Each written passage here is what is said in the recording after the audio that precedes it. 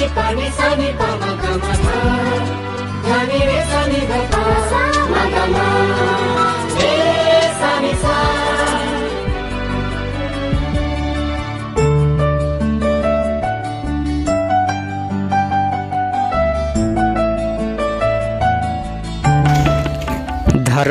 कौन ओ अधर्म कौन? संपादना पंडित श्रीराम शर्मा आचार्य, भाषांतर दुर्गा प्रसाद राय, प्रकाशक श्री वेदमाता गायत्री ट्रस्ट, शांतिकुंज, हरिद्वार, उत्तराखंड। आपण माने जानिथिबे धर्म आ अधर्म विषय, किंतु जेतिकी जानिछंती सेया सबू भ्रम मात्र बोली एई पुस्तक शुणिला परे आपण निश्चित भाव में जानिपारिबे। ए पुस्तक रे धर्म और अधर्मर प्रश्न बड़ जटिल ताहाकु सरल करा जायछि। गोटे समुदाय जो कथा को धर्म मानी थाए आउ गोटे समुदाय ताहाकु अधर्म घोषणा करि थाए। एही जटिलता कारणरू धर्मर वास्तविक तत्व जानिथिबा जिज्ञासु मानंकु बड़ कठिनतार सम्मुखीन हेबाकु पड़िथाए। मानवीय बौद्धिक विकास हेबा संगे संगे काहींकि ओ किपरि र बहुत प्राबल्य होइछि। अमुक पुस्तक रे एपरि लेखा अछि बा अमुक व्यक्ति एपरि कहिसंती कहिले ए जुगर मनुष्य केवल एतिकिरे संतुष्ट होई न पारे। आज तो तर्क और प्रमाण युक्त बुद्धि संगत कथा ही स्वीकार करा जाउछि। प्रत्येक वस्तु निज सहित एक जन्म सिद्ध धर्म साथी रे रखी थाए। ईश्वर प्रदत्त जन्मजात स्वभाव को धर्म कहती। यही सत्यर आधार रे मु मध्य सही धर्मर महत्व प्रतिपादन करुछि, जार उपदेश वेद शास्त्र गुड़िकर दिया जाइछि। धर्म पालन करिबा केवल परलोक पाई नुहे, एही लोकर उन्नति पाई भी आवश्यक। एही तथ्यर प्रतिपादन करिबा पाई मु शक्ति मते प्रयत्न करिछि। मनोविज्ञान शास्त्र और समाजशास्त्र बलिष्ठ तथ्यर आधार रे धर्म संबंध रे करा जाइथिबा विवेचना आधुनिक जुगर तार्किक संतान मानकु रुचिकर लागिबो बोली मोर अनुमान। जदि एही तथ्य आमर नूतन पीढ़ी को सदाचार परमार्थ और उन्नति दिगरे अग्रसर करि पारिबो, तेबे लेखक निजर प्रयास पाई प्रसन्न हेबे। एही पुस्तक रे धर्म अधर्मर प्राय समस्त प्रमुख प्रश्न उपरे आलोकपात करिबार प्रयत्न करा जायछि। निरपेक्ष दृष्टिकोण रखिथिबा विचारकंक सकाशे एही पुस्तक विशेष उपयोगी हेबो, एहा मोर विश्वास। एहा पंडित श्रीराम शर्मा आचार्य कहिसंती। धर्म कौन और अधर्म कौन? आसंतु बुझिबा। सच्चिदानंदक आराधना हैला धर्म। साधारणतः धर्म शब्दटी तो नाना अर्थ रे व्यवहार होता है, किंतु दार्शनिक दृष्टि धर्मर अर्थ स्वभाव होता है। अग्निर धर्म गरम, किंतु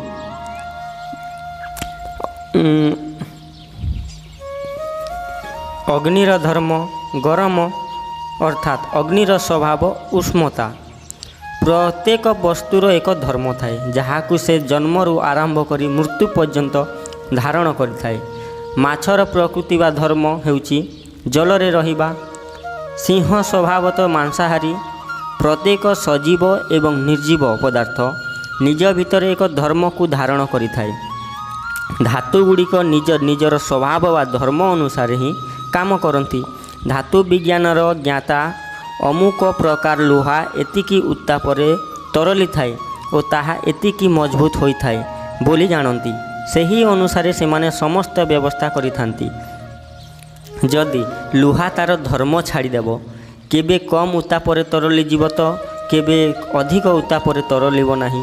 एही परि जदि तार मजबूती उपर किछि भरोसा रहिबो नाही, तेबे कमार मानक कार्य असंभव होई जीवो। नदी गुड़िक जदि केबे पूर्व को बोहिबे तो केबे पश्चिम को, अग्नि जदि केबे गरम होई जीवो तो केबे ठंडा होई जीवो। दुनिया केते अस्थिर होई जीवो आपण निजे चिंता करंतु। किंतु एपरि होय नाही। विश्वासर प्रतिटी परमाणु निजर नियम और धर्मर पालन करिबारे लागिछंती। केही हेले तिले मात्र एपट सेपट हलचल होंती नाही।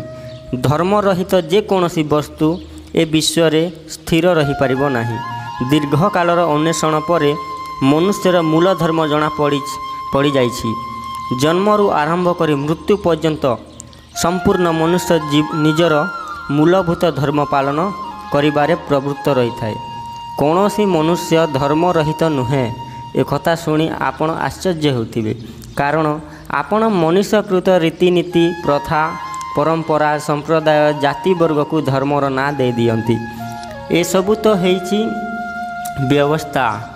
ଏସବୁ ହେଉଛି ଗୋଟେ ବ୍ୟବସ୍ଥା, ଯାହା ବାସ୍ତବିକ ଧର୍ମଠାରୁ ବହୁତ ଉପରେ ଥିବା ଅଗଭୀର ବସ୍ତୁ। ବାସ୍ତବତା ଜାଣିବା ପାଇଁ ଆପଣଙ୍କୁ ଜଣେ ସତ୍ୟ ଅନ୍ୱେଷକଙ୍କ ଭଳି ବହୁତ ଗଭୀରକୁ ଯାଇ ମନୁଷ୍ୟ ସ୍ୱଭାବର ଅଧ୍ୟୟନ କରିବାକୁ ହେବ। ଧର୍ମର ଅର୍ଥ ସ୍ୱଭାବ ବୋଲି ପୂର୍ବରୁ କୁହାଯାଇ ସାରିଛି। ସ୍ୱଭାବ ମନୁଷ୍ୟକୃତ ହୋଇନଥାଏ, ବରଂ ଈଶ୍ୱର ପ୍ରଦତ୍ତ ହୋଇଥାଏ। ଯେଉଁ ଯୋନିରେ ଯେପରି ଶିକ୍ଷା ପ୍ରାପ୍ତ କରିବାକୁ ହୋଇଥାଏ, ତାହାର ମର୍ଯ୍ୟାଦା ଚାରି ପାଖରୁ ଟାଣି ହୋଇଆସେ। ଯେପରି ଶିକ୍ଷାର୍ଥୀ କିଛି ଭୁଲ କରି ନ ପାରିବେ, ସ୍କୁଲର ଛାତ୍ରମାନେ ଖେଳ ପଡ଼ିଆରେ ଯେତେବେଳେ ଫୁଟବଲ ଖେଳନ୍ତି ତ ଶିକ୍ଷକ ସେମାନଙ୍କୁ ଏକ ମର୍ଯ୍ୟାଦା କ୍ଷେତ୍ର କହିଦିଅନ୍ତି ଏବଂ ସେହି ଭିତରେ ସେମାନଙ୍କୁ ଖେଳିବାକୁ ହୋଇଥାଏ। ନିଜର ବୁଦ୍ଧି ଅନୁସାରେ ଖେଳିବା, ହାରିବା, ଜିତିବାର ଖେଳାଳିମାନେ ସ୍ୱତନ୍ତ୍ର। ଶିକ୍ଷକ ସେଥିରେ ହସ୍ତକ୍ଷେପ କରନ୍ତି ନାହିଁ, କିନ୍ତୁ କ୍ଷେତ୍ର ମର୍ଯ୍ୟାଦିତ କରି ଦିଅନ୍ତି ନିଶ୍ଚୟ। ପଡ଼ିଆ ଛାଡ଼ି ସଡ଼କରେ ଫୁଟବଲ ଖେଳିବାର ବ୍ୟବସ୍ଥା ନାହିଁ। ଏହିପରି ମନୁଷ୍ୟର କେତେଗୁଡ଼ିଏ ସ୍ୱାଭାବିକ ମର୍ଯ୍ୟାଦା ଅଛି, ଯାହା ଭିତରେ ସେ ଭଲ ମନ୍ଦ ଖେଳ ଖେଳିଥାଏ। ଏହି ସ୍ୱାଭାବିକ ମର୍ଯ୍ୟାଦା ଦାର୍ଶନିକ ଦୃଷ୍ଟିରୁ ଧର୍ମ ବୋଲାଇଥାଏ। ଧର୍ମ ଅନ୍ତର୍ଗତ କ୍ଷେତ୍ରରେ ହିଁ ମନୁଷ୍ୟର ସବୁ କାମ ହୋଇଥାଏ। ଏଥିରେ ପାପ ପୁଣ୍ୟ କ'ଣ ଓ କିପରି, ଏହାର ବିବେଚନା ତ ମୁଁ ଆଗାମୀ ଅଧ୍ୟାୟରେ କରିବି। ଏଠାରେ ତ ମୌଳିକ ଧର୍ମ ବିଷୟରେ ଈଶ୍ୱର ଦତ୍ତ ସ୍ୱାଭାବିକ ମର୍ଯ୍ୟାଦା ସମ୍ବନ୍ଧରେ ଚର୍ଚ୍ଚା କରାଯାଉଛି, ଯାହା ଜାଣିବା ପରେ ଆମକୁ ଏହି ମାନବ ଦେହ ଯେଉଁ ଶିକ୍ଷା ଲାଭ କରିବା ପାଇଁ ମିଳିଛି, ତାହା ନିଶ୍ଚୟ କରାଯାଇପାରିବ। ମନୁଷ୍ୟ କ'ଣ କରିବାରେ ଲାଗି ରହିଥାଏ, ଏହାର ଗଭୀର ନିରୀକ୍ଷଣ କରି ଆଧ୍ୟାତ୍ମିକ ତତ୍ତ୍ୱବେତ୍ତାମାନେ ନିଷ୍କର୍ଷ ବାହାର କରିଛନ୍ତି ଯେ ମାନବ ପ୍ରାଣୀ ପ୍ରତିକ୍ଷଣ ସଚ୍ଚିଦାନନ୍ଦଙ୍କ ଉପାସନାରେ ଲାଗି ରହିଥାଏ। ମୁହୂର୍ତ୍ତକ ପାଇଁ ବି ଏହାକୁ ଛାଡ଼େ ନାହିଁ ଓ ଏହା ଅତିରିକ୍ତ ଆଉ କିଛି କାମ କରେ ନାହିଁ। ସଚ୍ଚିଦାନନ୍ଦଙ୍କ ଉପାସନା ତ କ୍ୱଚିତ କେତେଜଣ କରନ୍ତି। ଭାବି ପାଠକେ ଅଧୀର ହୁଅନ୍ତୁ ନାହିଁ।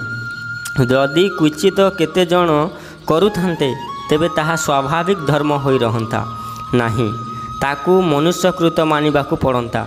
ପ୍ରତ୍ୟେକ ମନୁଷ୍ୟ କିପରି ସଚ୍ଚିଦାନନ୍ଦଙ୍କ ଉପାସନା କରି ନିଜର ଧର୍ମ କର୍ତ୍ତବ୍ୟ ପାଳନ କରିବାରେ ଲାଗିଛି, ଏକଥା ଆଗାମୀ ପଂକ୍ତିଗୁଡ଼ିକରେ କୁହାଯାଉଛି। ସତ୍ର ଅର୍ଥ ଅସ୍ତିତ୍ୱ, ଚିତ୍ର ଅର୍ଥ ଜ୍ଞାନ ଓ ଆନନ୍ଦର ଅର୍ଥ ସୁଖ। ନିଜର ଅସ୍ତିତ୍ୱର ଉନ୍ନତି ପାଇଁ, ନିଜ ଜ୍ଞାନର ବୃଦ୍ଧି ପାଇଁ, ନିଜ ସୁଖକୁ ବଢ଼ାଇବା ପାଇଁ ହିଁ ସବୁ ଲୋକ ଲାଗିଛନ୍ତି।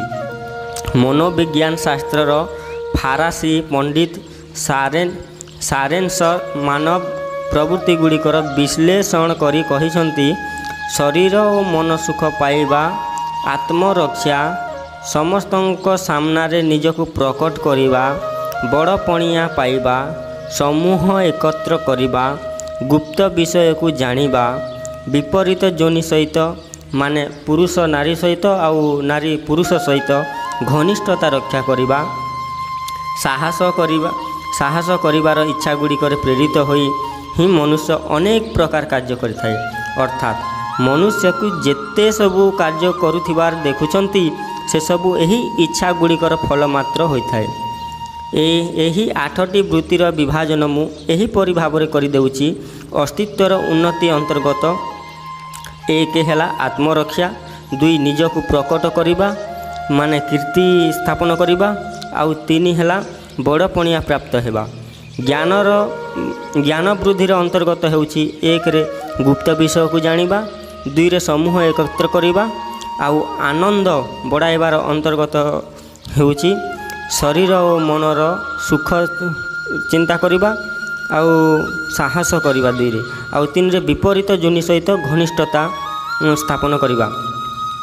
ମନୁଷ୍ୟର ସମସ୍ତ କାର୍ଯ୍ୟ ଏହି ସୀମା ଭିତରେ ଆସିଯାଉଛି କି ନାହିଁ ଏବେ ବିଚାର କରନ୍ତୁ। ହିଂସକ ଦସ୍ୟୁ ଆକ୍ରମଣକାରୀଙ୍କ ଠାରୁ ବିପତ୍ତିରୁ ରକ୍ଷା ପାଇବା ପାଇଁ ଲୋକେ ଘର ତିଆରି କରନ୍ତି, ବସ୍ତିରେ ରହନ୍ତି, ଶସ୍ତ୍ର ରଖନ୍ତି, ଡରନ୍ତି, ଲୁଚନ୍ତି, ପଳାୟନ କରନ୍ତି, ବୈଦ୍ୟ ଡାକ୍ତରମାନଙ୍କ ପାଖକୁ ଯାଆନ୍ତି, ରାଜ୍ୟ ନିର୍ମାଣ କରନ୍ତି, ଦେବୀ ଦେବତାଙ୍କ ସାହାଯ୍ୟ ନିଅନ୍ତି, ଯୁଦ୍ଧ କରନ୍ତି ତଥା ଏଭଳି ଅନ୍ୟାନ୍ୟ ପ୍ରଯତ୍ନ କରନ୍ତି ଯଦ୍ୱାରା ଆତ୍ମରକ୍ଷା ହେବ, ଅଧିକ ଦିନ ବଞ୍ଚିବେ, ମୃତ୍ୟୁଠାରୁ ଦୂରେଇ ରହିବେ, କୀର୍ତ୍ତି ପାଇଁ ଲୋକପ୍ରିୟ ହେବା, ଫ୍ୟାସନ୍ କରିବା, ଭାଷଣ ଦେବା, ନିଜର ବିଚାର ଛାପିବା, ନିଜ ଆଡ଼କୁ ଲୋକଙ୍କ ଧ୍ୟାନ ଆକର୍ଷଣ କରିବା ଭଳି ଶବ୍ଦ ଉଚ୍ଚାରଣ ଅଥବା ପ୍ରଦର୍ଶନ କରିବା ଆଦି କାର୍ଯ୍ୟ କରାଯାଏ। ଗୌରବ ପାଇଁ ନେତା ହେବା, ଛୋଟ ଛୋଟ ଲୋକକୁ ନିଜ ସଂରକ୍ଷଣରେ ନେବା, ପଦପ୍ରାପ୍ତ ହେବା, ସମ୍ପତ୍ତିବାନ ବଳବାନ ହେବା, ରାଜ୍ୟ ସମ୍ପତ୍ତି ପାଇବା, ଗୁରୁ ହେବା, ନିଜକୁ ପଦବୀଧାରୀ ଈଶ୍ୱର ଭକ୍ତ ଧର୍ମ ପ୍ରଚାରକ ରୂପେ ପ୍ରକଟ କରିବା ଆଦି କୃତ୍ୟ ହୋଇଥାଏ। ଏହିପରି ଆତ୍ମରକ୍ଷା, କୀର୍ତ୍ତି ଓ ଗୌରବ ପ୍ରାପ୍ତ କରି ଆତ୍ମବିଶ୍ୱାସ, ଆତ୍ମସନ୍ତୋଷ, ଆତ୍ମୋନ୍ନତିର ଉଦ୍ୟୋଗ କରାଯାଏ। ବିଦ୍ୟାଧନ, ସତ୍ସଙ୍ଗ, ସ୍ୱାଧ୍ୟାୟ, ସାଧନା, ଅନ୍ୱେଷଣ, ଆବିଷ୍କାର, ଅନୁସନ୍ଧାନ, ପରୀକ୍ଷଣ, ବାଦ ବିବାଦ, ଯାତ୍ରା, ବିଭିନ୍ନ ସମାରୋହରେ ସମ୍ମିଳିତ ହେବା, ନୂତନ ବସ୍ତୁ ଦେଖିବା ଏହି ଶ୍ରେଣୀର କାର୍ଯ୍ୟ ଗୁପ୍ତ ବିଷୟରେ ଜାଣିବା ପାଇଁ ହୋଇଥାଏ। ସମାଜରେ ରହିବା, ସାଙ୍ଗ ବଢ଼ାଇବା, ସଂଗଠନରେ ବାନ୍ଧି ହେବା, ଦଳ ଗଠନ କରିବା, କମ୍ପାନୀ ଖୋଲିବା, ବୁଝାମଣା କରିବା ଆଦି କାର୍ଯ୍ୟଗୁଡ଼ିକ ଦ୍ୱାରା ମନୁଷ୍ୟ ଅନ୍ୟମାନଙ୍କ ଯୋଗ୍ୟତା ବିଷୟରେ ଜାଣିପାରେ ଏବଂ ସେମାନଙ୍କ ସାମୂହିକ ଅନୁଭୂତି ଆଧାରରେ ନିଜର ଜ୍ଞାନ ଚେତନା ବୃଦ୍ଧି ହେବାର ଲାଭ ଉଠାଇବାକୁ ଚାହିଁଥାଏ।